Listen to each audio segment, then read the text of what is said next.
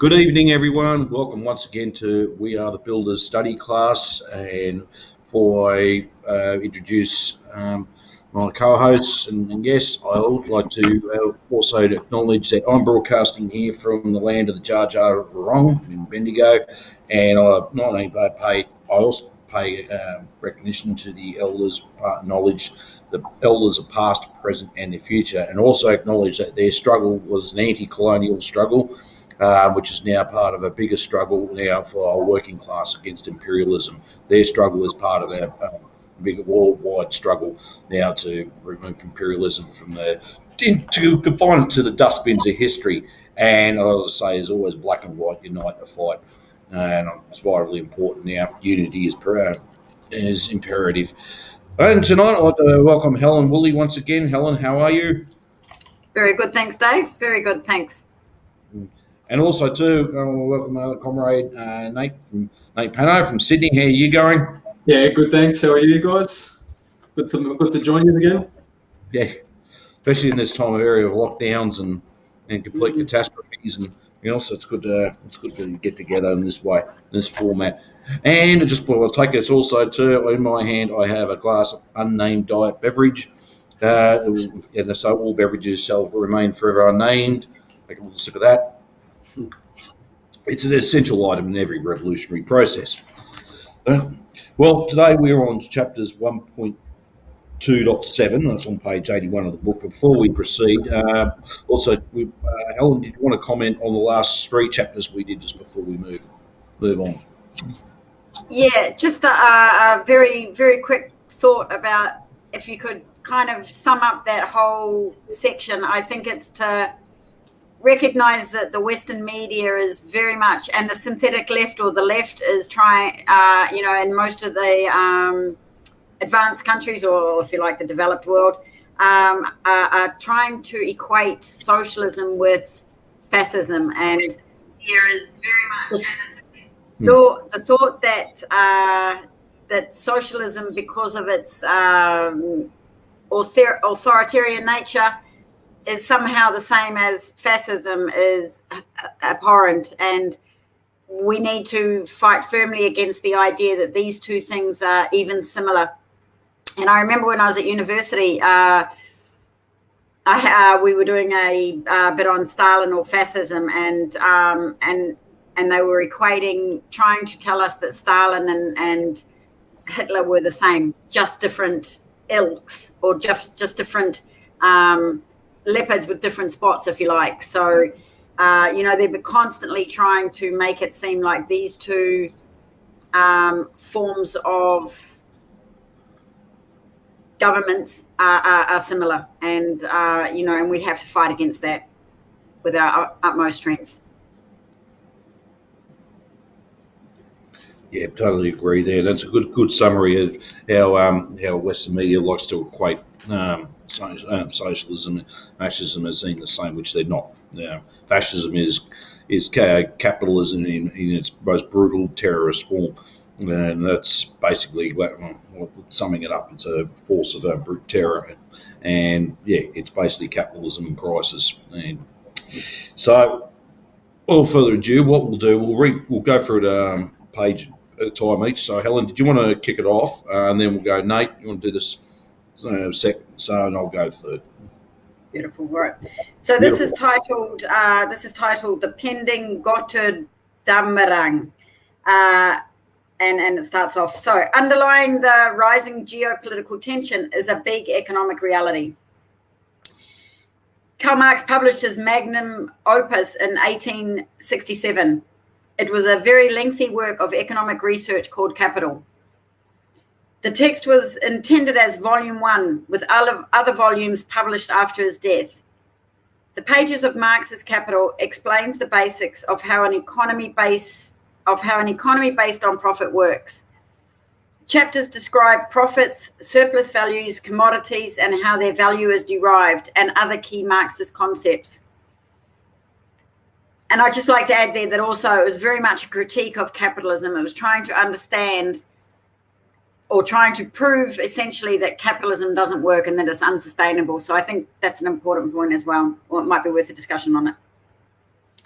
The climax of the text is chapter 25, when Marx describes the general law of capitalistic accumulation. Marx describes how the capitalist is constantly looking to expand profits so that these profits can be reinvested into expanding production and making greater profits to then be invested again. In the process of doing this, the capitalist aims to drive wages down in order to maximize profits. The capitalist is also looking to hire as few workers as possible, further reducing costs and eliminating jobs with technology. The result of what Marx described as workers competing with machines is a growing reserve army of labor. That is, unemployed workers whose labor is not exploited for profits. Marx referred to the ever-growing mass of unemployed workers as the reserve army of labor. The more people that are unemployed, the lower the wages, as competition for jobs is more intensified. As Marx has explained in his earlier book, The Poverty of Philosophy, from day to day, it thus becomes clearer that the production relations in which the bourgeoisie moves have not a simple, uniform character, but a dual character, that in the self-same relations in which wealth is produced, poverty is produced also. That in the self-same relation as which there is development of productive forces, there is also a force producing repression. That their relations produce bourgeois wealth, that is the wealth of the bourgeois class, only by continually annihilating the wealth of the individual members of this class and by producing an ever-growing proletariat.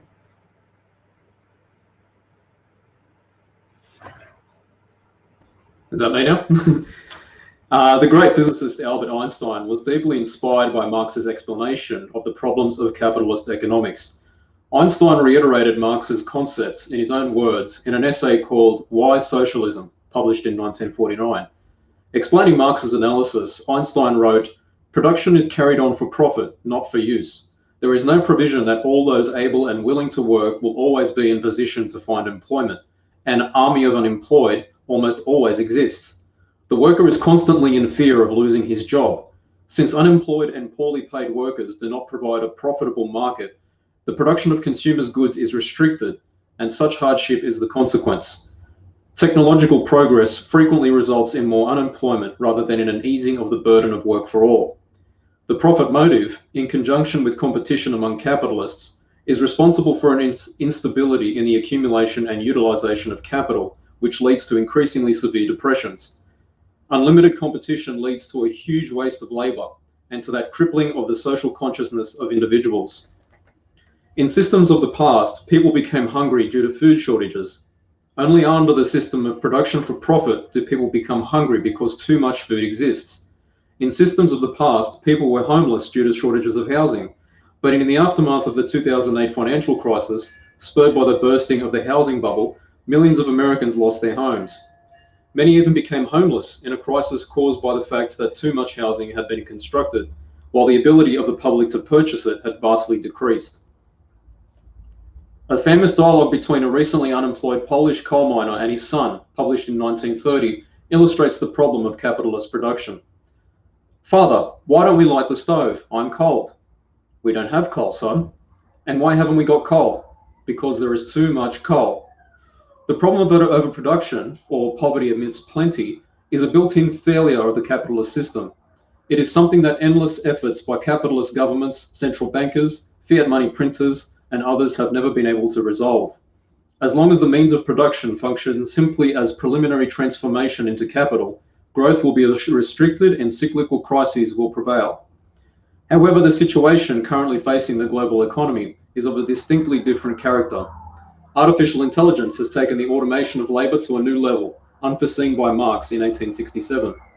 In the modern era, the worker is not seeing his wages driven down by technology. Technology is not erasing a skilled trade or industrial position here and there. Rather, the defining change of our time is that the worker is being eliminated from production and even from the service sector. In essence, the computer revolution is almost eliminating the working class. While Marx described workers in capitalism as being reduced from skilled craftsmen to being merely appendages to machines, in the 21st century, machines are being stripped of their appendages. As Jack Ma, Chinese Communist Party member and tech billionaire, said, we made people like machines, now we make machines like people. In the 21st century apparatus of production, workers are not needed. Assembly line factory workers are being relegated to history books. Computers that are now armed with artificial intelligence are better at trading stocks, printing books, and doing almost any manufacturing or service task. As US presidential candidate Andrew Yang explained in an interview with the New York Times, all you need is self-driving cars to destabilize society. We're going to have 1 million truck drivers out of work who are 94% male, with an average level of education of high school or 1 year of college. That one innovation will be enough to create riot in the streets. And we're about to do the same thing to retail workers, call center workers, fast food workers, insurance companies, accounting firms. The global apparatus of production, centered around Wall Street and London, churns out products more efficiently than ever before as millions and millions are cast out into poverty. Refugees pile into the United States from Latin America, from North Africa into Europe, and from Southeast Asia and the Pacific into the Middle East. The global reserve army of labor is growing and manifesting itself in a crisis of mass migration. The increasingly desperate masses of the global South manifest their poverty with the growth of terrorist groups and drug cartels. The Arab Spring of 2011 was effectively hijacked and controlled by Washington's covert efforts, but the anger and desperation underlying it has not disappeared. The problem is global and the desperation is real.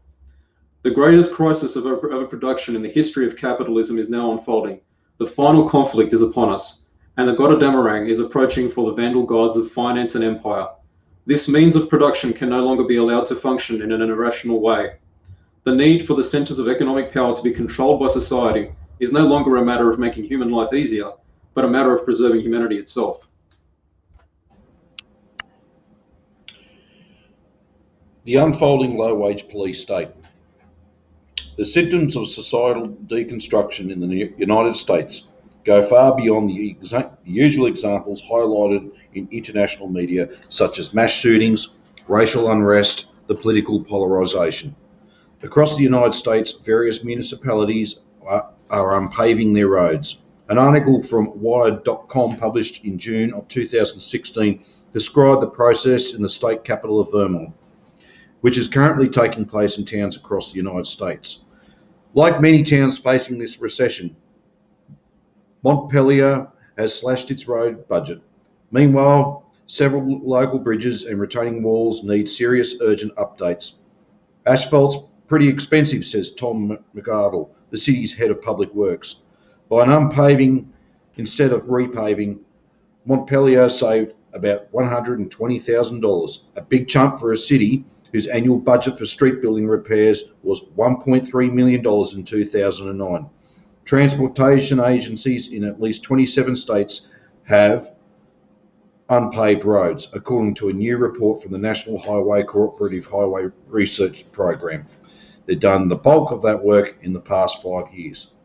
Water purification is also lacking across the United States.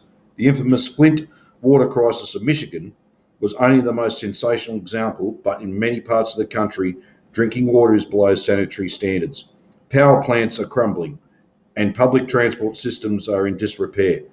When New York City, the richest city on earth, was hit by Hurricane Sandy in 2012, the result was the entire city shutting down and a major power plant on the Lower East Side of Manhattan exploding. Puerto Rico, a US territory, was left without electricity for 11 months following a hurricane. As low-wage workers face the inevitability of being replaced by machines, their conditions become increasingly harsh. Howard Schultz, the billionaire owner of Starbucks, introduced his employers to slick innovation in the exploitation known as cloppenings, in which employees are forced to work back-to-back day-long shifts with no time to sleep in between. The New York Times described how computer programs are utilised to manage the lives of employees in order to make them as profitable as possible. Along with virtually every major retail and restaurant chain, Starbucks relies on software that choreographs workers in precise, intricate ballets using sales patterns and other data to determine which of its 130,000 baristas are needed in its thousands of locations and exactly when. Big box retailers or mall clothing chains are now capable of bringing in more hands in anticipation of a delivery truck pulling in or weather changing and sending workers home when real-time analysis show sales are slowing. Managers are often compensated based on the efficiency of their staffing. But as miserable as the lives of food service and retail workers are becoming, they too are being phased out by technology.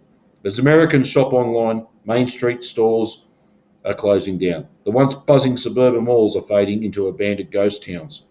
As wages stagnate and the overall living standard of the United States decline, debt is rising. In 2018, the total amount of household debt in the USA reached $13.54 trillion.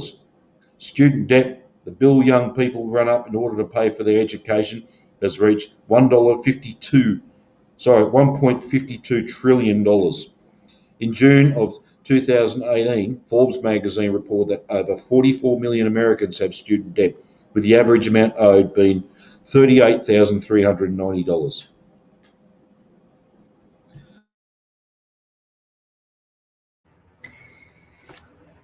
An escalation of authoritarian tendency from the military and policing agencies seems to be underway in the hopes of controlling an increasing impoverished and desperate US population. No-knock raids in which police burst into the homes of people with guns drawn are a rising trend. So are video-recorded instances of police summarily executing people in their custody. The Black Lives Matter protests highlighted the real outrage about increasing numbers of people dying at the hands of largely unaccountable police officers, in some cases recorded on film. While the African American community has been especially hit hard, the trend of extrajudicial killings by police officers has not been restricted to any particular demographic in the US society. The whole country faces a police state clampdown, accompanying a drop in living standards. Surveillance culture and the understanding that phone calls and computer activities are being monitored seems to be a new reality as well. Instances of individuals being disappeared by the federal government without criminal charge are also on the rise. The Chicago police were caught operating a black site at Homan Square, where arrestees were disappeared for interrogation and torture before being taken to jail. An article from The Guardian published in February 2015 described the experience of one individual who was picked up and charged with terrorism and later acquitted in court. Brian Jacob Church was taken to Homan Square after police picked him up in 2012 on terrorism charges he beat at trial. He said police first photographed him for a biometrics database, took him down a long cinder block hallway on a second floor, and handcuffed him to a bench bolted to the floor. He spent the next 17 hours there, approximately, as it was a windowless room and the lights were kept on overhead, while the police attempted an interrogation he described as a fishing expedition. The United States is overall dealing with a crisis of liberalism. The city building tendency has been suppressed, and across all sectors of the vandal mindset has been unleashed. The standard of living is dropping and basic societal functions become less routine. The rising police state is merely a symptom of an overall process of societal decay.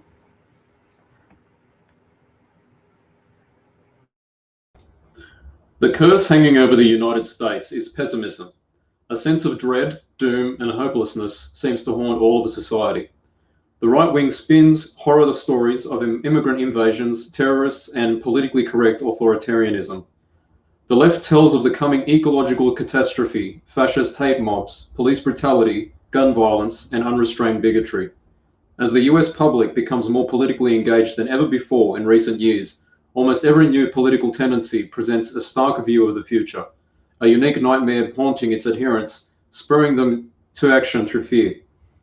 Fear is a primitive instinct. It is the mindset of a mouse fleeing from a hungry cat or a rat leaping off of a sinking ship. In states of fear and panic, people are subject to easy manipulation and their ability to think rationally is reduced. Politics based on fear can easily produce chaos and submission, not rational construction. While economic decline is the primary basis for the crisis in US society, The political landscape reacting to this situation has largely been shaped by cultural deconstruction. The political turmoil of 1968 to 1972 had a lasting impact on US society. Opposition to the Vietnam War shook college campuses and anti-racist rebellions took place across the urban centers. While US society remained well intact, the underlying mythology on which the USA was built was largely blown to bits. For millions, the United States ceased to be a land of freedom and opportunity and was instead an imperialist country founded on genocide and slavery. The conservative strata, the silent majority, first championed by Nixon and later by neocon Republicans, held on to the belief that the USA was a shining city on a hill and the greatest of all countries. Leo Strauss and Irving Kristol carefully crafted a message of my country right or wrong that won elections. Rupert Murdoch adopted it for cable news. For a significant time period, most of the white middle class kept believing in this American mythology, despite the realities that the rest of the world and big chunks of US society had already observed. The religious right of Jerry Falwell and Pat Robertson promoted not just unquestioned belief in the Bible, but also unquestioned faith in the concept of America. This idea became much harder to hold on to in a world of free-flowing information. The Bush years marked the last hurrah, the final display of power from the silent majority. Amid the 2008 financial meltdown, conservatives gave up on love it or leave it. Libertarianism, paleoconservatism, and far-right populist concepts came to replace the mantra of don't fix it if it ain't broke. The Trump presidency, with its talk of nationalism and the highlighting of voices such as Steve Bannon, signifies the conversion of the right wing and the death of the once effective neoconservative messaging style. Everyone in America seems to agree that the country is broke, yet most doubt that it can be fixed.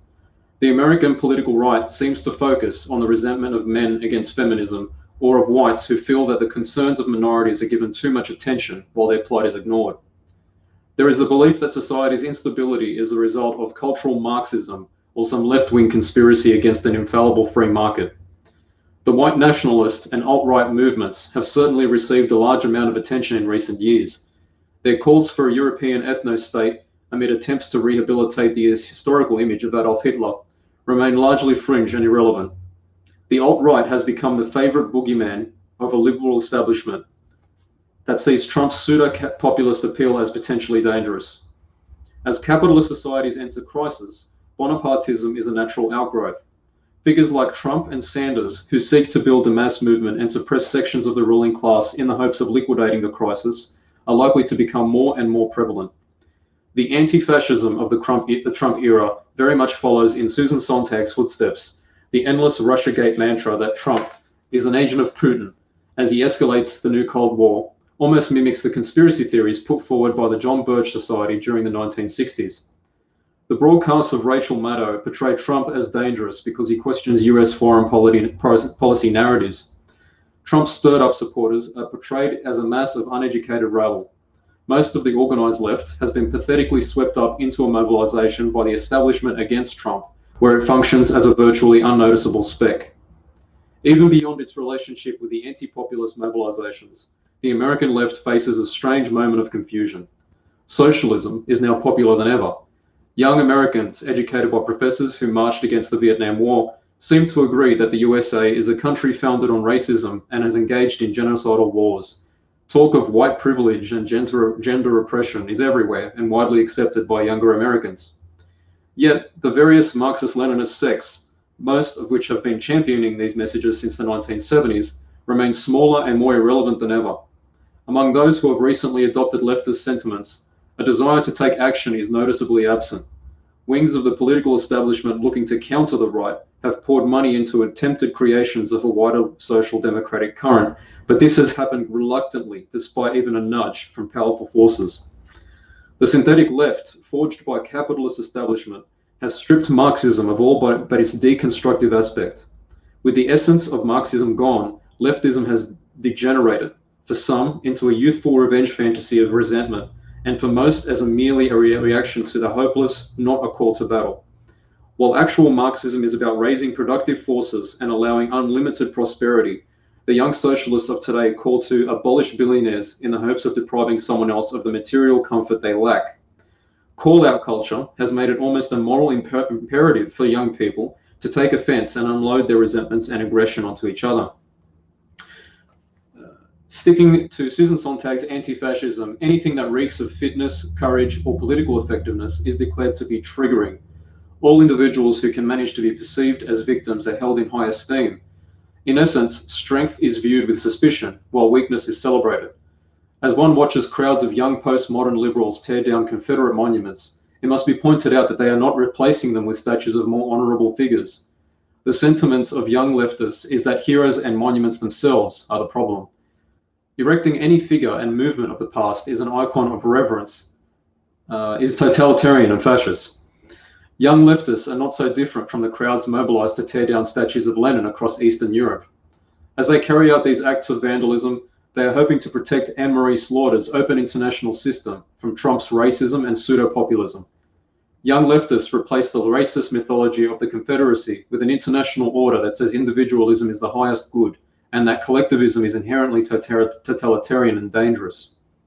Beyond politics, the trends of pessimism and aspiring to be a victim have spread to the psychology of many American youth. As the traditional discipline, loyalty, and family obligation of US society fades, the impulses and passions of younger Americans seem to be less restrained than ever. However, the meaning that once accompanied these passions of youth has been stripped away. The shallowness of pornography and the casual hookups that has replaced the beauty of romance. Accusing celebrities of racial insensitivity on social media has replaced the passion and solidarity felt by those who attended militant protests and actively promoted revolutionary ideology. A generation of young Americans seem to find themselves universally asking the question, who am I? What does my life mean? The United States political establishment once supplied answers to these questions. Those answers have been largely debunked. The synthetic left, spawned by sections of the ruling class itself, has effectively disproved America, capitalism, democracy, freedom, and all the myths that once held the US society together. However, true to its purpose, the synthetic left has not replaced these myths with any new purpose or ideology.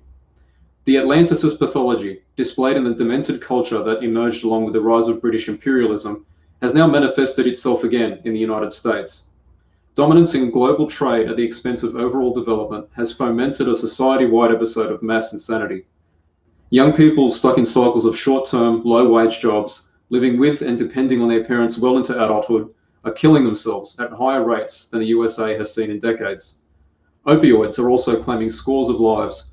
Alcohol-related deaths have also increased. The mental health industry has flourished with psychiatric medicine prescriptions higher than ever. Unlike the British Empire that seemed to fixate on caning children into obedience, the kindler and gentler society in the US relegates children who misbehave in school to being diagnosed and prescribed pills. The misbehaving or non-conforming school child who was first diagnosed with ADD or ADHD and medicated as a preteen soon finds themselves on antidepressants and antipsychotics as a teen. From there, they enter adulthood condemned to a life of increasing dosages and switching medications. This occurs while whatever underlying tension or interpersonal difficulties was driving their original childhood, nonconformity or disobedience is never addressed.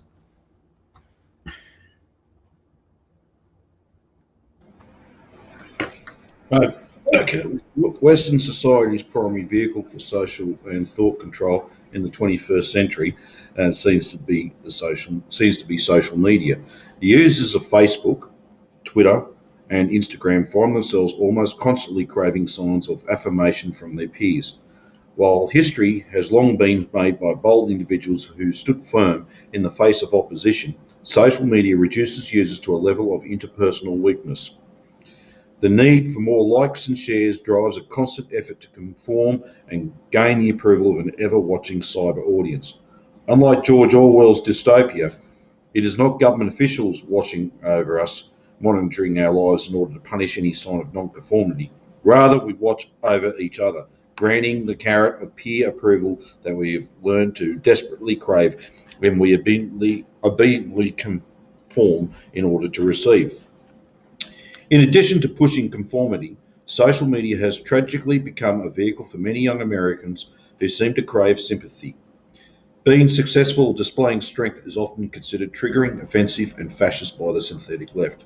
Social media presents young people with the ability to display their weaknesses to the world, granting themselves the celebrated status of victimhood. In February of 2019, Instagram finally banned all images of self-mutilation, after a long-standing trend of teenagers and young adults cutting themselves and posting the photographs for attention. While the British Empire unleashed the horror of serial killers, the staple criminal pathology of declining American capitalism seems to be the mass shooter. Young white men who are attracted to racial supremacism and who tend to have antisocial personalities decide to end their lives in an orgy of death. They kill their classmates and often random groups of strangers in a hail of bullets. This is an explosion of long internalized rage. Young mass murderers hope to be immortalized as news reporters summarize their manifestos on the airwaves and their life story is uploaded to Wikipedia. Underlying the crisis facing Western youth seems to be the horrific knowledge that cannot be escaped. Capitalism is a system where most human beings can only survive by selling their labour power.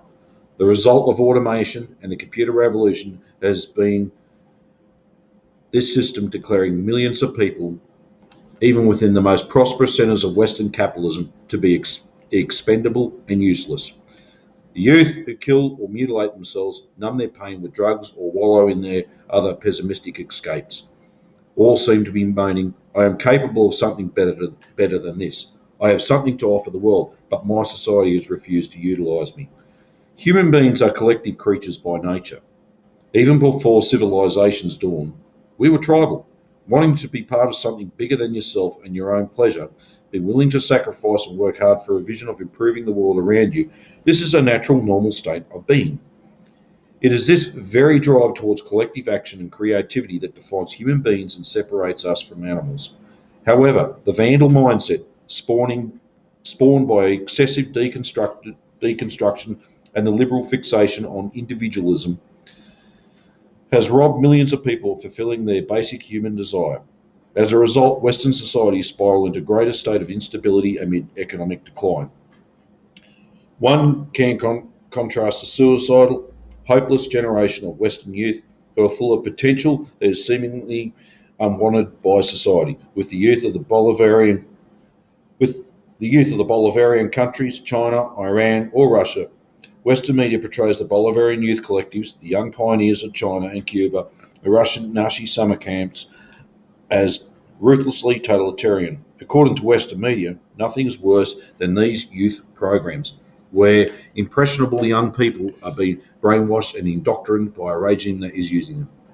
But yet, one must be forced to ask, is it better for young people to be free while stripped of any identity or purpose?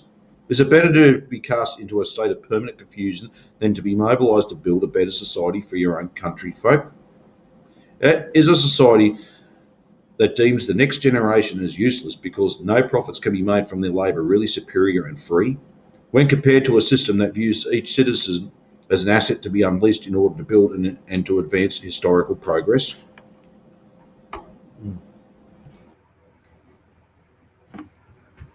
The presidential campaigns of Bernie Sanders, the elderly Vermont senator who calls himself a democratic socialist, attracted a huge following among younger Americans. His message would seem quite normal for a politician in any other corner of the world, but to many Americans it's unique and bold. Sanders speaks to sold-out crowds of disproportionately young Americans bemoaning the crimes of the billionaire class. As he has explained, democratic socialism means that we must create an economy that works for all, not just for the wealthy. Democratic socialism means that we must reform a political system in America today, which is not only grossly unfair, but in many respects corrupt. Sanders' message is miles away from Marxism. Sanders calls simply for an American-style welfare state reform. He advocates free healthcare, free education, higher taxes on the wealthy, and better protections for workers on the job. However, this left-wing populism and class struggle rhetoric is new to American politics. The synthetic left moved away from such rhetoric long ago in favor of its pessimistic privilege politics and individualist anti-fascism. The right wing and center have long maintained unregulated capitalism as an ideal. The importance of the Bernie Sanders movement is not found in what it advocates, but rather in the conversation it creates. Rather than speaking of a more perfect union or one America, as Obama and other liberals have long done, Sanders has reintroduced the seemingly forgotten notion of class against class. He has identified the wealthiest people, the owners of the major centers of economic power, as having interests that are contrary to the rest of the country. This notion that he presents is the inescapable truth. The United States has become deindustrialized and faces internal decay and impoverishment. Meanwhile, the Wall Street and London monopolies have enriched themselves like never before. They are loyal not to the country and the betterment of its population, but rather to their own profits, rooted in a global financial system. The slogan that is the most encouraging among the Sanders movement is "Not me, us." The slogan calls for unleashing some notion of a group or collective identity and joint effort. This message is particularly valuable in a society where the glorification of capitalism from the right wing and the fixation with deconstruction from the synthetic left has eroded such essential sentiments. As Sanders crowds chant, "Me, not me, us," they are questioning the basic premise of liberalism, that individualism must be prioritized above all else. The Sanders movement calls for more the Sanders movement calls for more social programs and redistribution of wealth. Thus, it has made itself a target of widespread right-wing criticism. Writers portray the Sanders movement as simply representing entitlement from a generation that is deemed lazy and unproductive. What would make the Sanders movement explosively powerful is if the sentiment, "Not me, us," could be harnessed into an energy for mass construction and mobilization to rebuild this country. The power of the Sanders movement or elements like it could be almost unstoppable. That would require going beyond simply calling for expanding social benefits and instead towards call for a state-directed rebirth of the economy. The current pessimism is not coming from within the American people, but it is imposed on them by a dying social system. The oil monopolists who fear new energy sources see historical progress as a bad thing. Behind their talk of overpopulation, free markets, and the need for an open international system is the fear that the means of production in the world itself could slip away from them. History must be stopped in order to indefinitely extend their rule. When one observes the youthful crowds rallying around Sanders, one can see that the potential for the city-building tendency to reawaken itself on American shores is very real. The human energy seeking to build, create, and forge societal unity that is very well alive in Eurasia certainly exists within the American psyche. It has for a very long time.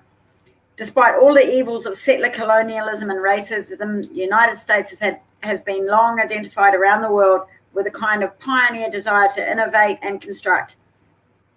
It has only been the unique 21st reincarnation of the Atlanticist pathology that has eroded the motor mindedness long identified with the American culture. The spark of inner drive and a desire to go out and do something has not vanished within the American people.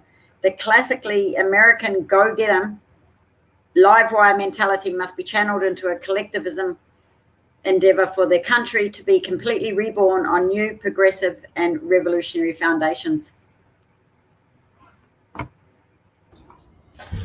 The model of win-win cooperation advanced by China and its Belt and Road Initiative is the perfect answer to the Atlanticist pathology.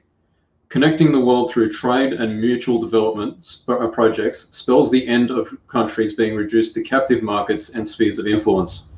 The Asian Infrastructure Investment Bank, the Eurasian Economic Union, the Bolivarian Alternative for Latin America, and other joint development operations centered around socialist countries are more effective in creating a new world and smashing the old order than any other weapon. These projects, seeking to restructure the global economy in a way that eliminates poverty, are the only realistic solution to the crisis of mass migration to Western countries. The way to end the rise of terrorist groups and drug cartels is to shatter the old financial order based on holding back progress. Already we have seen the successes of the Eurasian alternative.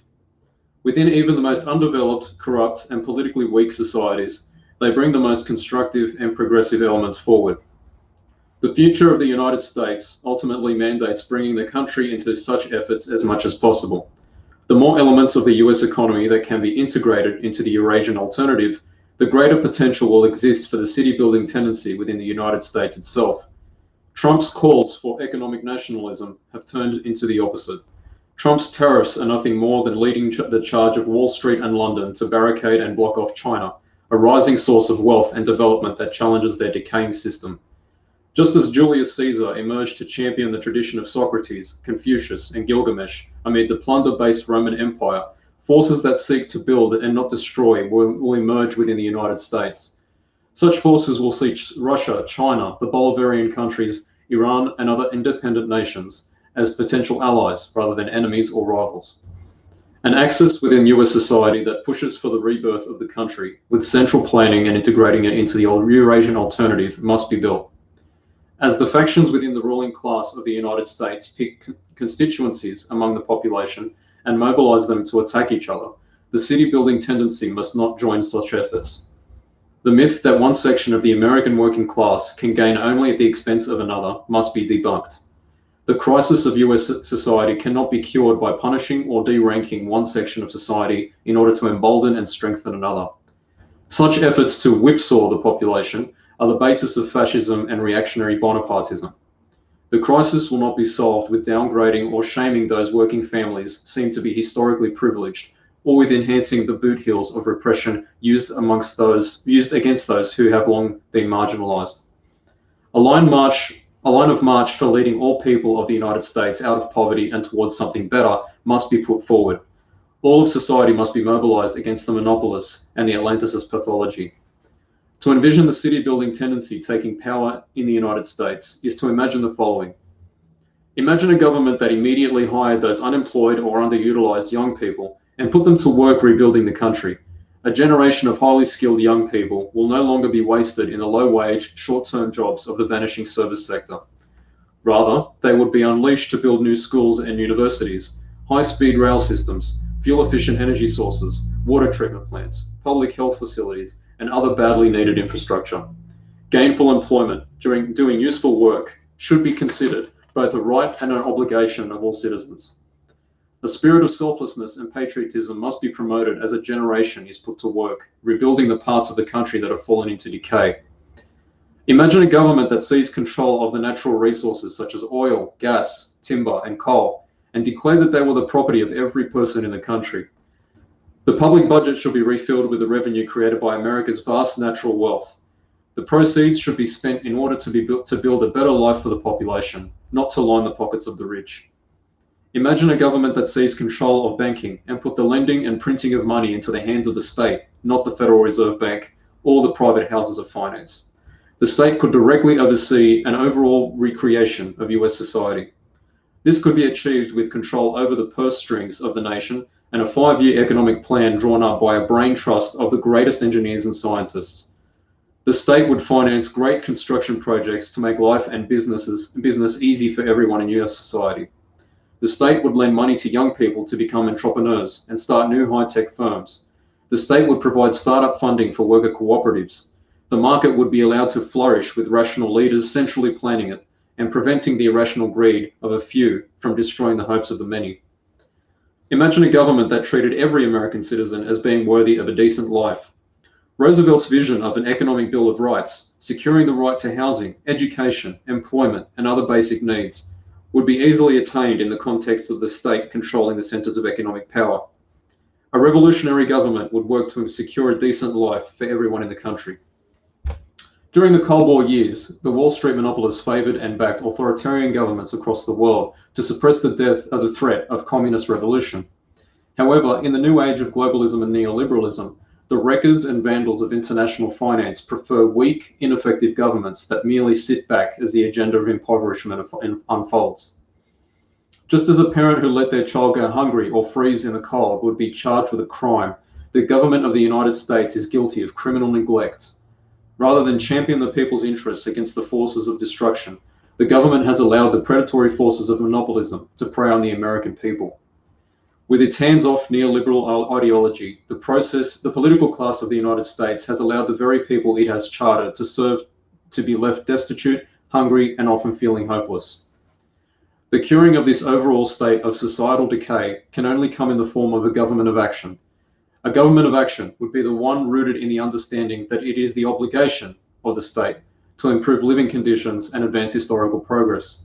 The liberal notion that the government is best which governs least must be shattered.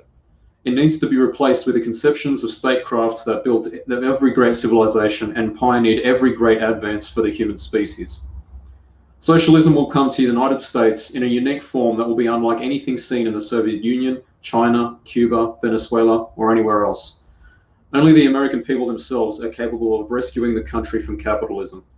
Only a kind of socialism rooted in their own desires and hopes, intended to address their own problems and hardships, will ever be capable of rebuilding the United States. Socialism cannot and will not be the result of foreign subversion or a hostile takeover by geopolitical rivals. American socialism will be the result of a homegrown upsurge of patriotism and internationalism, just as the socialism that has allowed China to be reborn is labeled with socialism with Chinese characteristics. It will be a socialism with American characteristics that rescues the United States from decline and societal decay. A call must go out to those Americans who will not just to live and survive, but to construct and create, is so strong that they cannot sit back any longer. Those who see the current situation as intolerable must begin the process of completely changing American politics. For those who are like Socrates, Caesar, Copernicus, Lenin, and so many others, and who would seek to continue the city-building tradition in times of darkness, the moment of truth is now upon us. Those individuals who seek to push civilization forward to a higher state of being, driven by an inner flame of creativity and boldness, must now reveal themselves. Time is running out.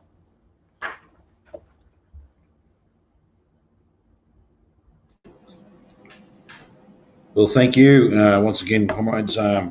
We are now up to the question side of it, and I'm saying, halfway down on page 109 through to 110.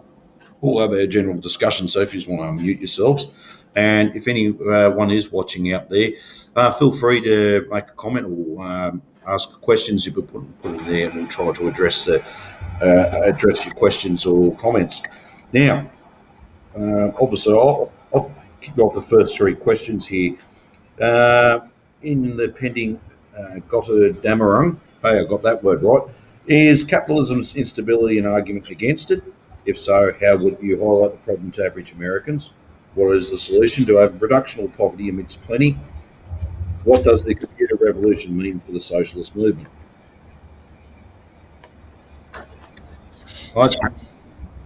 Yeah, go for it. If any of you want to go for it first. I think that most certainly the question of capitalism's instability is an argument against the system.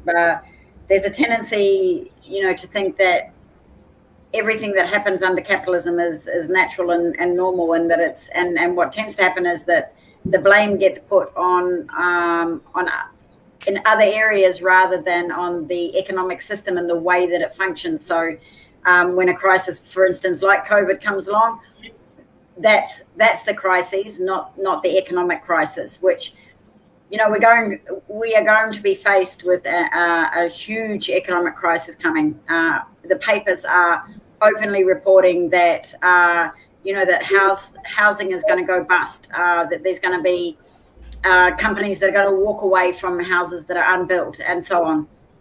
And so without a doubt, even prior to COVID, for instance, there was always going to be an economic collapse. And it may not be as bad as what's maybe been predicted, but it is going to happen. It's the nature of capitalism. It goes through boom bust cycles. And so that instability then means that for us as workers, for the ordinary people, there is no guarantees for us, and our jobs and our lives are becoming more and more insecure. And so that's definitely an argument to say that this system does not work and that we need to change it. We can't put our faith in the ruling class and the governments and our leaders in the government to manage the society for our benefit. They simply don't do that. And there's loads of examples of that occurring all on a daily basis of how the government doesn't represent the people. COVID's a prime example where it can't even organise to get vaccines to a developed country like Australia. Half of the rest of the world is being vaccinated, and then we're taking medication from Poland. I mean, this is like we're one of the developed nations of the world, and we can't even organise a vaccine. So, does our government represent the people? No, you'd have to say no. So, the instability of capitalism is something that we can use to highlight what this system is all about. It's motivated by profits and command, and it leaves the majority of us on the scrap heap, and that's something that we have to change. Yeah, I think that's really well summarised, Helen. I think if I could just add to that, to the overproduction question, it's just a symptom of the anarchy of the market.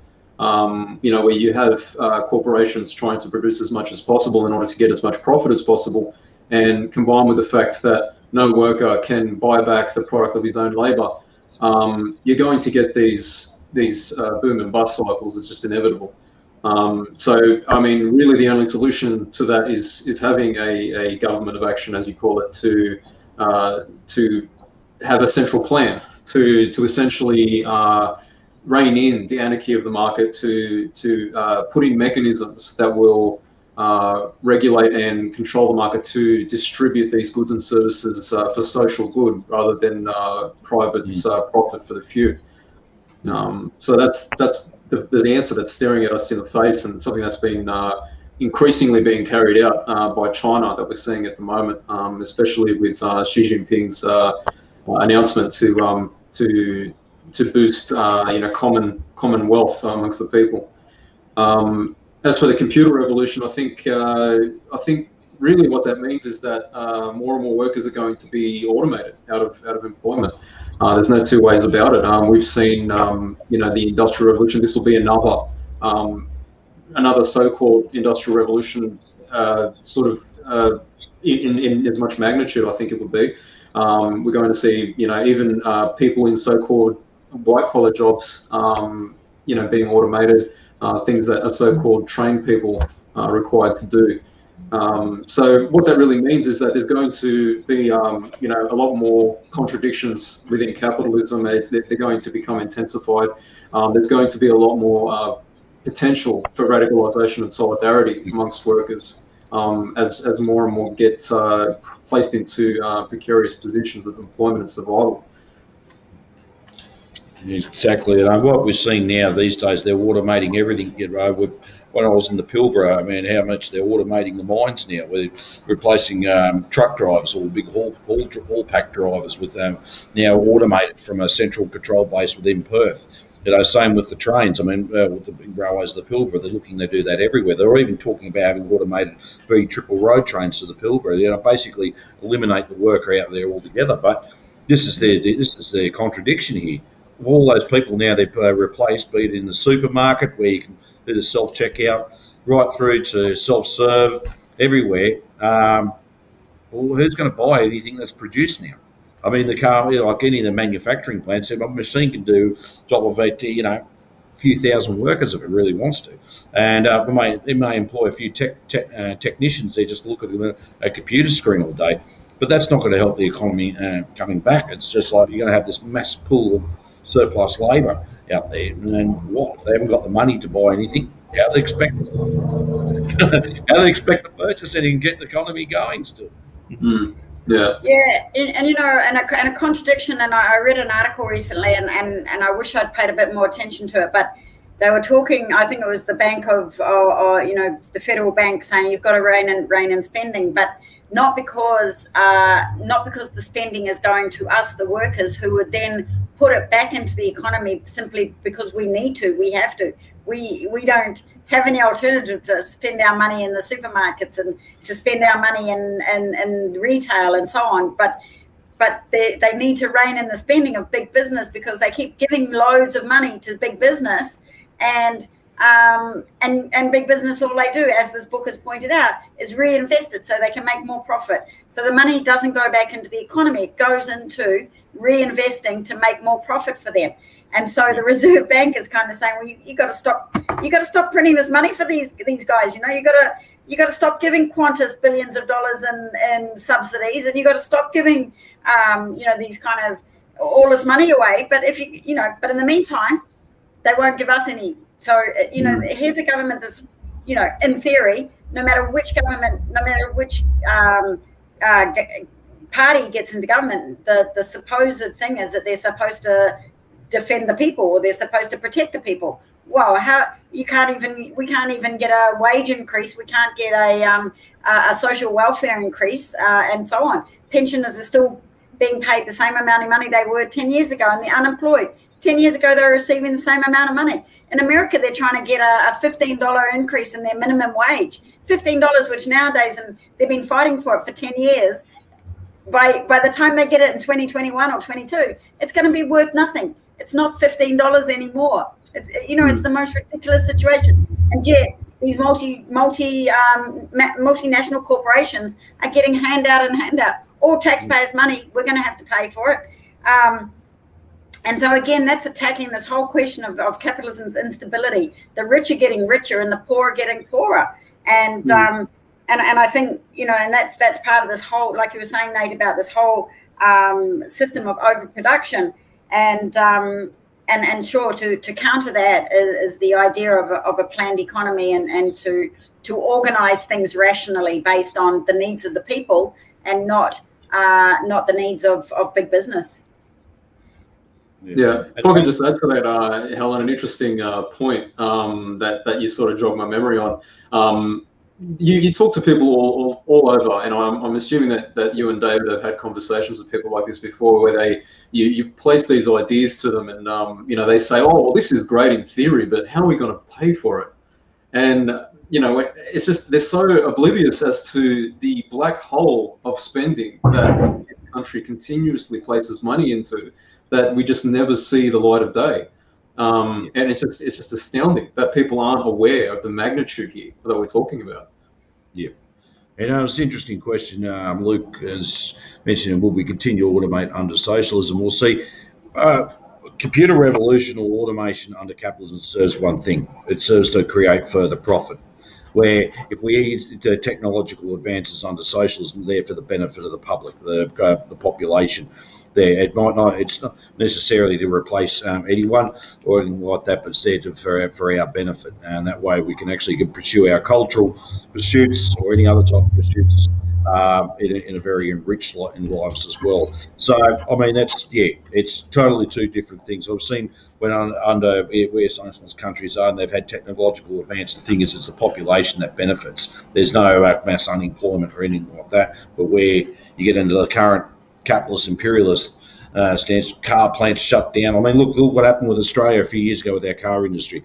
They didn't shut it down because we weren't efficient or anything like that. There was just too many cars produced around the world. And Australia wasn't the only place that had car plants shut down. It happened all over the place. And then what they had the advantage of is then move the car plants to places where there's low income. But on top of that, they're a lot more automated as well. So they just keep pumping out more cars. So they actually haven't really resolved anything at all. It's in fact making more work, making it a lot worse. Yeah, I would say we can only continue to automate under socialism. Absolutely, we will have so much automation, and that's also going to free up all of us as human beings to reach our full potential. I think it's been described as we won't have to go to work.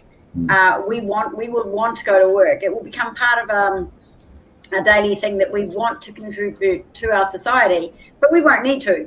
But we want to, and so we can go to work, or we can choose not to go to work. It won't matter because we will have so much, and technology is going to give us the ability to produce so much for the society to move forward. The reality is that producing too much under capitalism is like that story about the coal. Oh, but son, why am I cold, Dad? Why can't we have any coal? Oh, there's too much coal. Sorry, son. I've lost my job. I can't pay for the coal. And there's too much coal, so that's why I lost my job. So it's this kind of crazy system. Whereas under socialism, we will produce so much that nobody will need to go to work, but we can then go and develop ourselves to our full potential. And our society will encourage us to. We'll have so many doctors and nurses and musicians and great sports people and we'll all be free to indulge and learn about all of those things and continue to create a much better society for us to live in. Automation is not a bad thing. It just depends on who it benefits, and at the moment it benefits capitalists and not the working class. All right. Well, moving on to the one about the low-wage police state. What would be the strategy to combat the low-wage police state? How do we defend our communities from police terrorism? Would combating our addiction and reliance on modern technology be a good strategy to stop surveillance culture? Actually, they're three really good questions, because what we're seeing here too, I'll kick it off. What we're seeing here, we're racing towards that low-wage police state. We're already here anyway to a certain degree. We've had the locking up of refugees on Manus and Nauru Islands, and the classic example, using the local labour over there as cheap labour, keep it up while companies such as G4S and whoever was running it making super profits. We're seeing it here too. I mean, we do have some private prisons here, and so and the fact is, the virtual police clampdown on people's civil liberties. You watch this. I mean, I'm not going to, with what the police are now, we're granting extra powers, using new weapons and everything else on the general population. Let's watch this further. And we are actually under a lot of surveillance already. We've got CCTV cameras everywhere. Every time we carry these around, they can tell where we are. It's just like never a moment. It's basically the only thing that, they can basically watch you if they want you going to the toilet. It's getting down to that thing, which I regard as a matter of privacy, not there for someone to view. But it comes to say that the whole system is stable and unstable, and it's further it goes into crisis. This is what they tend to do. A very authoritarian, low-wage police state culture. That was what we see. What's unfolding in front of our very eyes. Yeah, I think one thing you can do to combat the low-wage police state is it just depends on what level of power you've got, right? I mean, an emerging socialist government would mobilise large amounts of people to get to work, to building infrastructure, to rebuild our health system, our education system, our transport system, high-speed trains, all that kind of stuff. There's almost an unlimited amount of work that needs to be done, to try and boost the lives and the quality of lives of people. So, I mean, it just depends on what level of power the government, you have as a revolutionary government. I mean, obviously, the way we are now, we've got absolutely zero power at the moment. So, there's nothing really much that we can do. But I mean, really, classes like this and trying to organise and build people to spread education, to spread this kind of message is pretty much the first step. There is one thing about the low-wage police state, and that it's a symptom of the fact that we have an impending economic crisis of overproduction coming, it's actually here now. And the fact is that people without jobs become desperate, and so desperate people start to see things differently. Their material conditions change, and that's what motivates people to change the system. And so this low-wage police state, with the driving down of wages, the driving down of working conditions, is creating a platform for change. And so police surveillance and anti-worker crackdowns and people rebelling against the system being cracked down on, and as you said, Dave, more and more police powers being rolled out. And we're seeing that in Australia because of this COVID thing. We've got a military man in charge of our vaccine rollout. And I think that's to get us used to the idea that somehow the military is playing more of a role in our ordinary civilian life. And we've got the military out on the streets in New South Wales and in Sydney in the western suburbs, patrolling the streets to stop people from breaking quarantine laws and so on. And so all of these things are leading to us getting used to the idea that the police state is upon us, and it is a direct symptom of capitalism and decay. And so how do we combat that as ordinary people?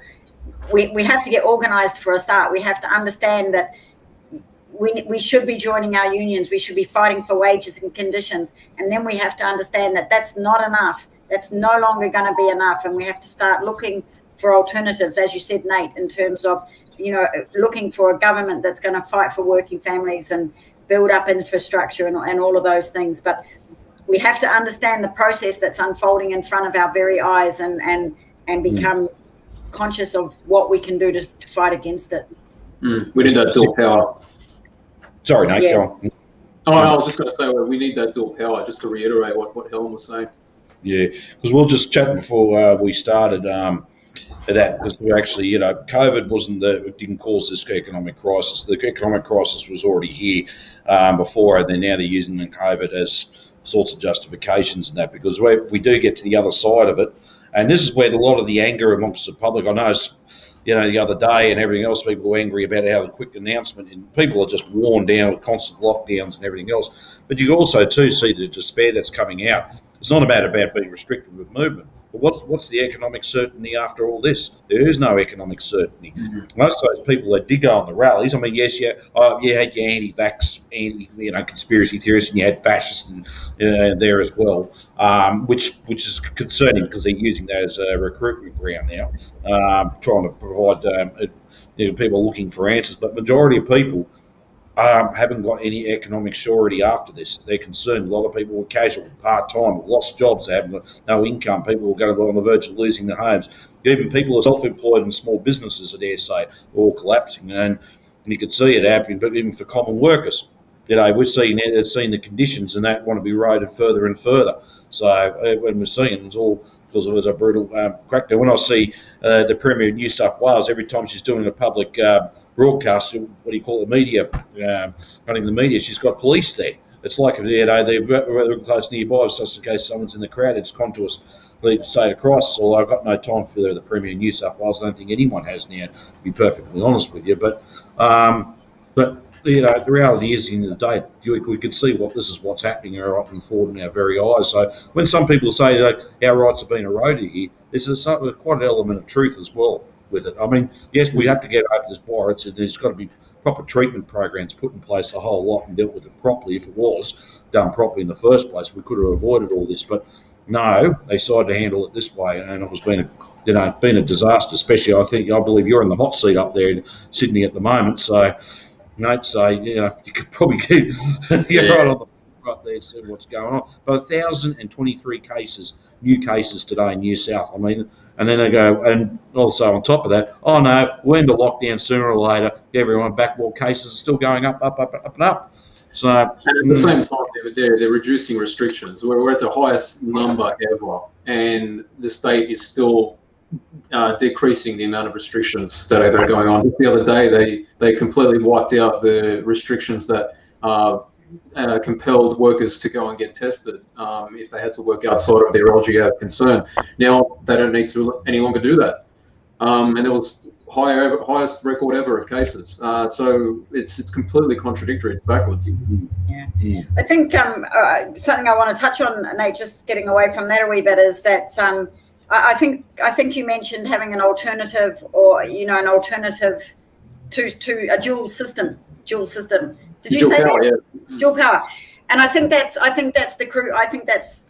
vitally important. In fact, we've been having discussions here in Melbourne about that. It's the idea that we can't rely on the system that we have. So now we have to start building a new system. We have to be building a system where, when this system does fall over, or when we are strong enough to take it over, and the majority of the population want to take it over, are no longer happy with what we have, we need to have structures in place that can just be an alternative and a dual power to what we have existing. And so that means that we need to really start organising at our community level.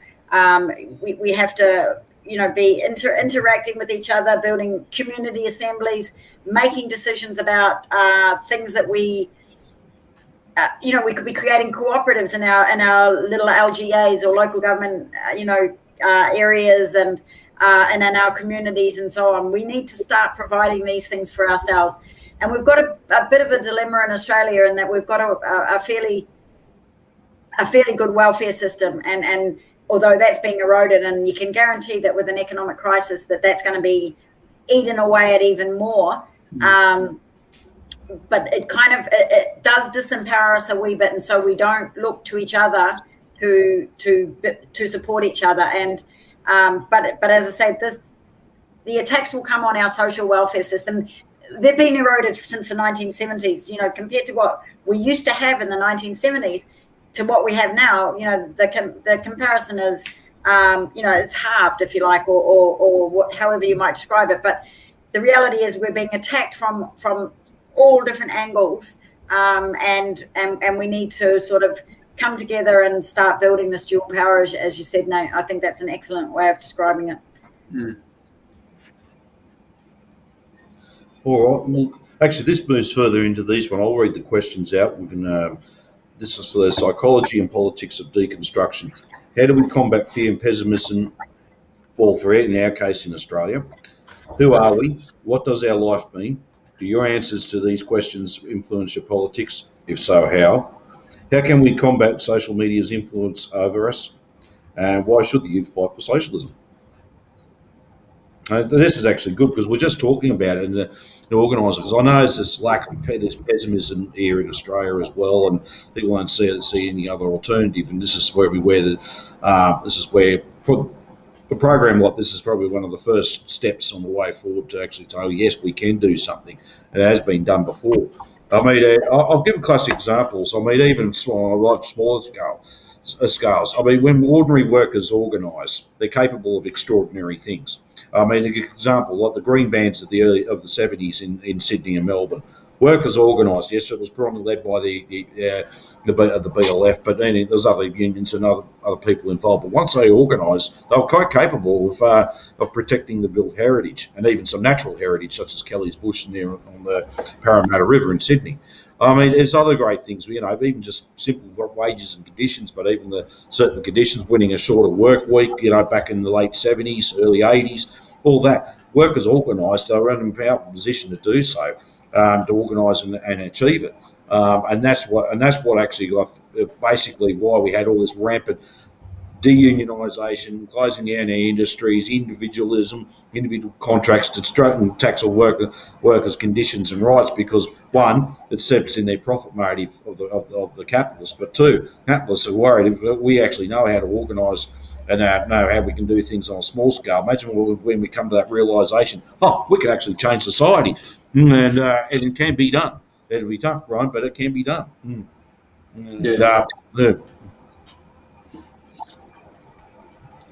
Yeah, I think sorry.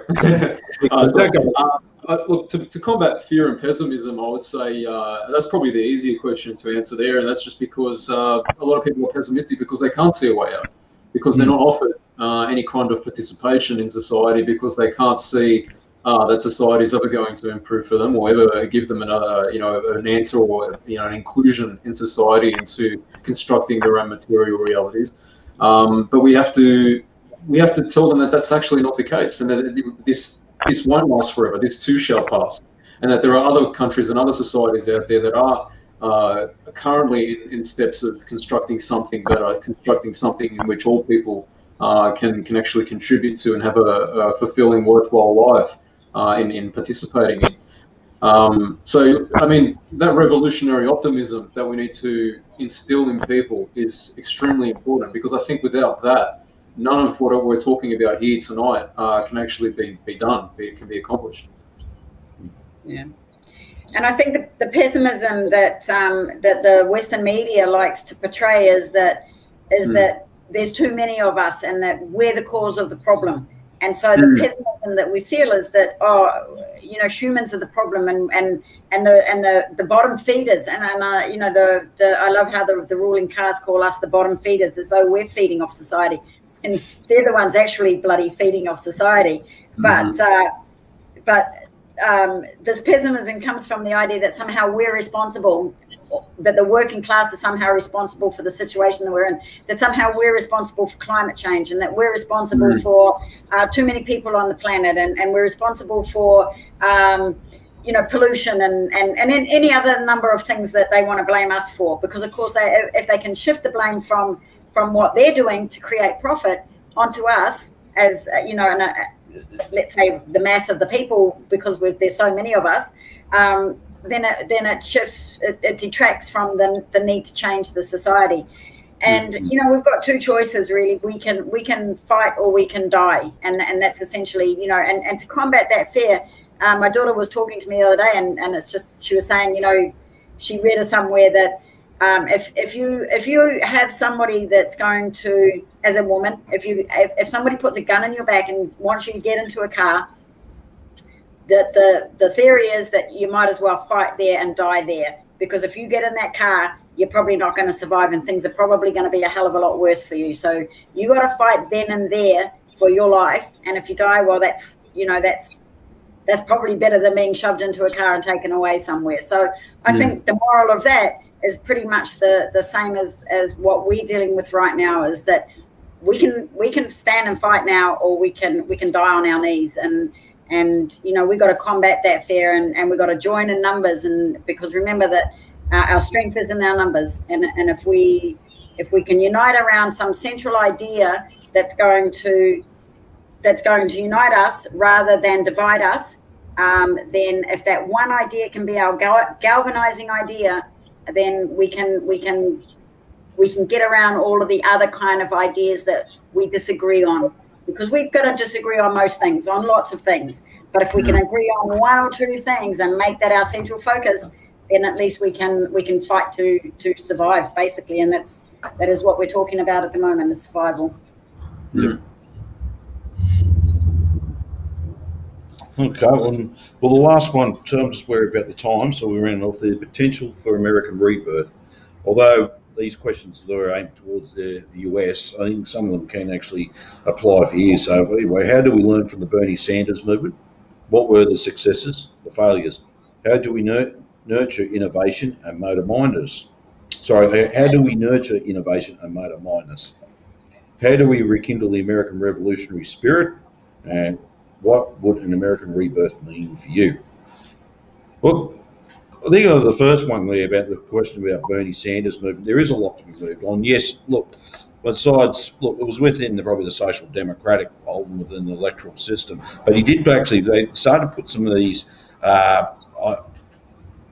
discussions like class struggle and about certain other things that we used to talk about all these years ago back on the agenda. Obviously, that cost him his electoral campaign, obviously within the Democrat camp. But it was vitally important to put it back on there, and I could see everywhere, like the media, the mouthpiece of the ruling classes, the Murdoch empire, everything else, trying to shut it down all the time because they don't want us to talk about that. But it was quite interesting talking about it, and even to like a certain extent, Jeremy Corbyn in the UK certainly put things back on the agenda again.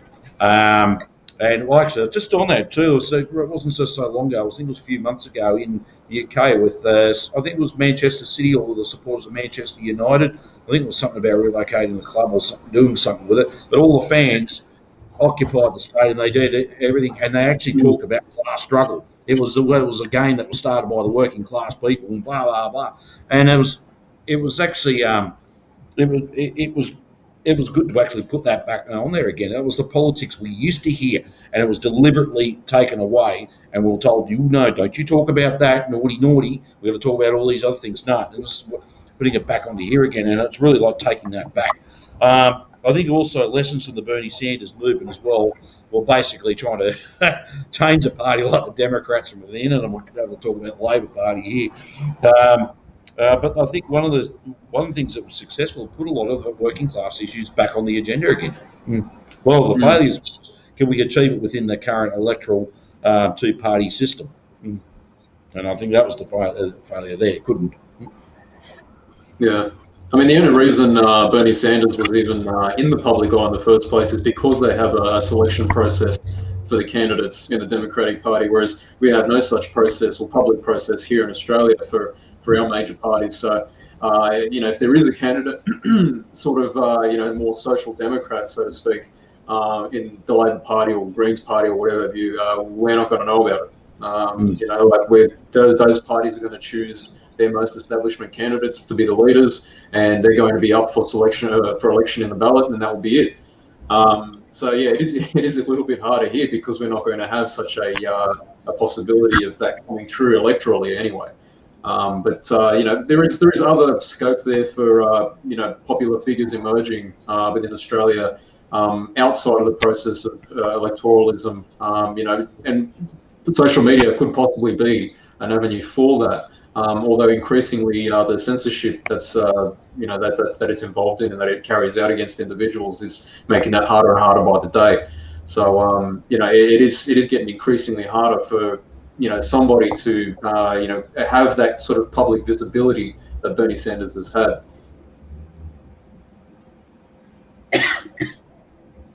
Yeah. Go on.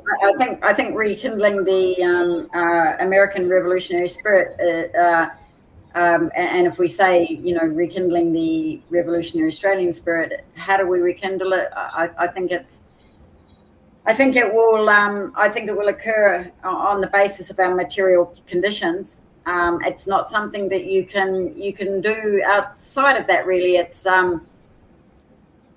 you know, conditions force people into doing things. What we need to have is a vision, and we need to have people that have a vision, so that when ordinary people decide that they've had enough and that they're motivated, you know, by the fact that their kids can't get to school, or motivated by the fact that their children are hungry, or motivated by the fact that they're hungry themselves and that they need a job and they need to be useful to their community, then that rekindling of a spirit will be enhanced by an organisation that has a vision, and it will give them an opportunity to express that their ideas within that visionary movement and so on. And so I think the idea of having, you know, people that say things like, we need a government of action that fights for working families, that's visionary. It's saying that, you know, we need a government that's going to, like Nate said earlier, you know, pump a whole heap of money and pump a whole heap of people into building up our infrastructure. That's a visionary thing. And people, and that kind of innovation and that kind of idea is going to give people, when they are aware that they need to do something, that they need to fight for change, having a vision like that is going to give them an opportunity and give them a direction, so that they can channel that anger and channel that need to change things. And so I think the material conditions primarily is what's going to force people into making some changes in their lives, and then we need to have an organisation with a vision for how things can go forward from the reactionary position that we're in at the moment. Actually, we're talking about the revolutionary spirit, that the Australian one. I think we do have some examples there. I mean, tomorrow is the 168th anniversary of the Red Ribbon Rebellion, which happened up here in Bendigo. That was all part of that Goldfields Rebellion that led up to Eureka and beyond. Eureka is very important, but the Red Ribbon Rebellion was even more important. What happened, and when it kicked off, first of all, the rebellion started in down just south of Castlemaine near Forest Creek there, with the monster meeting. A lot of it just basic things about the universal suffrage, you know, some other kinds of profit. You know, basically no taxation without representation. At that time, if you look at it, you know, keep it in context, it was actually quite revolutionary, because before then, no one had any rights. And we had such a, you know, enriched on the goldfields here. We had German revolutionaries, a lot of the Germans here on the goldfields actually fought alongside Karl Marx and Friedrich Engels in the German Revolution of the 1840s. A lot of them came here. Bendigo and Ballarat are actually German-designed cities. And you would see common names like Miller around, which is an anglicised version of Mueller, etc., in the Lutheran Church. So we also had French revolutions, we had Italian revolutionaries as well. We had English Chartists, you know, Irish rebels, and the list too keeps going on. And in Eureka, we had the Americans come over, like White from the goldfields there, and even fought and struggled in these rebellions as well. But it goes further than that. Even the Chinese that came in the blood of the goldfields later on after Eureka. But even before that, a lot of those fought in the Boxer Rebellion. So, I mean, and then you had the indigenous, the first people of the land here, fighting an ever ongoing anti-colonial battle to fight for their own lands and then stop an invading force. That was all part of it. And to this day, they're still struggling for their own self-determination, which needs thorough support. So there is a revolutionary one. We've had great revolutionaries as well, such as Monty Miller, who actually fought at Eureka as well, but died in 1920. And we had ones like the likes of the early communists like Big Ernie Thornton and all them. They certainly led a lot of many struggles. And Catherine Susanna Pritchard from Western Australia, all of them were quite leading revolutionaries as well. So we do have it. And we do have those histories. And yes, there's a lot to learn. It wasn't on the large scale probably compared to what, say, the United States or Europe was, but we certainly had those short intervals at times. And there's a lot. That's the spirit we like to tap into and bring it all together and unite it. I think we continued on instead of like this whole force history we've been taught to us about. It's actually the history of Australia is also the history of an ongoing struggle. And I think we can tap into it. So I think that's something for us to look at. But I think, it's going to be, like you correctly point out, Helen, Nate, it's the material conditions that's going to be determining the outcome on this as well, or determining the people's minds. Anything all you guys want to say before we close for the night? Because it's just coming on. It's nearly 8:30. That's all. No, that's it for me. I think we've pretty much covered everything. I would just go back to the question about why should the youth fight for socialism, because they are the next generation, and if they don't fight for socialism, then they are doomed for a world of catastrophe, climate change, a world with precarious job situations, casualisation, immaturity because of the types of jobs that you'll be getting in terms of being forever a McDonald's worker or whatever the case may be. But it's your world, and you've got to fight for a better one. And it's do some reading and learn about socialism. Truly learn about it, not from what you hear from the mass media or anything. You have to learn learn about countries that have gone through revolution. Learn what they've achieved. Learn that it's a much better way and a much better system that can protect people and look after everybody in society.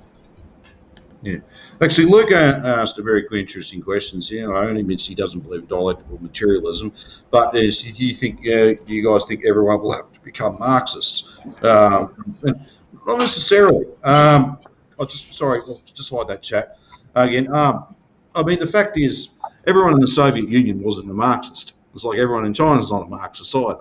Not everyone in Cuba is a Marxist. Marxists, and some are members of the respective communist parties, some are not. However, I mean, it's something that actually workers need to come to their own conclusion that there's got to be some fundamental changes in our society and how we go forward. I mean, classic example, Fidel Castro, before he even became a follower of Marx, he was actually supported by the USA. He was close to America to get rid of the Batista's government.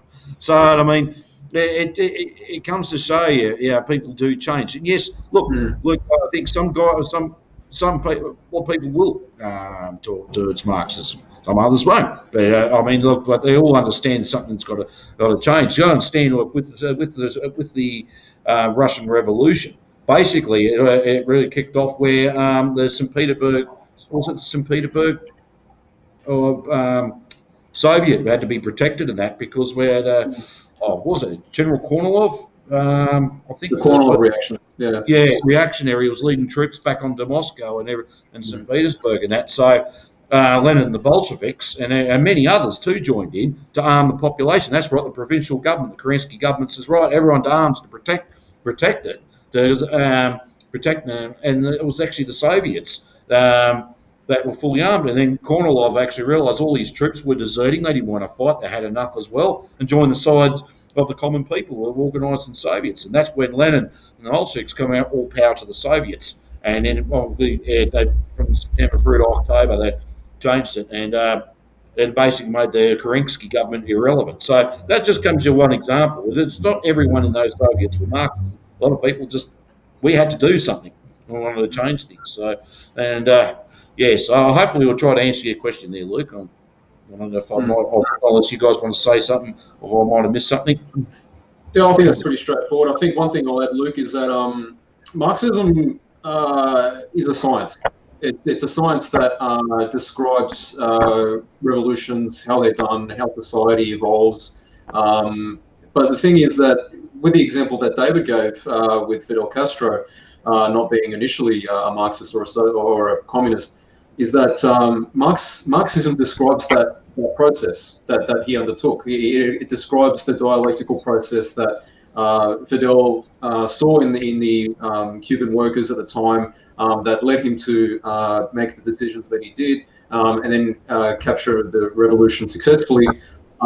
That is Marxism. Marxism describes those processes as they go through. Even today, Bolivarian countries don't describe themselves as overly Marxist. Nicaragua, for example, you have a lot of countries in South America and Central America that describe themselves as what is it, theology? What is it, Dave? Helen? What are they called? Christianity. It's Christian. Yeah, it's socialism. Christian liberation Christianity theology. and socialism or something. Yeah. Liberation theology. The word slipped out of my mouth for a sec. Oh, that was kind of El Salvador. Yeah. Yeah. So yeah, liberation theology is another leftist, specifically Christian deviation. That has approached similar conclusions that Marxism makes. That Marxists make, the Marxist states make. Revolutionary leaders don't all start off as Marxists, and some don't even end up as Marxists, but they reach similar conclusions, and Marxism is the science behind it that explains how they got to those conclusions and how that society has developed. Yeah. Yep. And just one other thing, sorry, Luke, and I'll make it very brief, I hope. We grow up in a society that teaches us that idealism is paramount, but we're not conscious of that fact. But yet everything that we're taught is kind of espousing that idea that I think it, therefore I am it, and that's not really the case. I am it, and materialism says, well, I am it, and therefore I think it. So in other words, my material being, the thing that makes me who I am, is why I think. But we're taught the opposite way of seeing things. So under a socialist society, the majority of the people aren't going to be aware of the fact that it's not going to be a conscious thing that they're thinking about materialism or dialecticalism. They're just going to be doing it because it's what we're taught. It's the way that we'll be thinking as a process that the society will go through. It will evolve and it will just become part of our normal thinking. Just like now, we think about this idealism. The way we think now is imbued in us, and it's taught to us, and it's in every fiber of our body, and to struggle against it is difficult. But we don't realize that we're being taught it at every level of our society. So the same thing will happen when socialism comes into being. It's not going to be forced on people. It will just it'll be a natural progression of our society and a natural reflection of the type of society that we live in. Yep. Well said. Well said. No, thank you, comrades. Well, look, I think we'll finish up tonight now. It's just a little bit past 8:30, and the evening on, and I think everyone wants to wind down. Look, once again, any of the viewers out there, thank you for watching. If you ever want to participate in these shows, just shoot me a message. I'll see if we can organise something to be involved. And once again, thank you, Helen, and thank you, Nate, for joining as well. Yeah, thanks for having me. Yeah. Nice to see you, Nate. All right. No worries. And I like to always say in this, workers of all countries unite. Dare to struggle, dare to win. Dare to struggle, dare to win. Dare to win. Thank you. See you, comrades. See ya.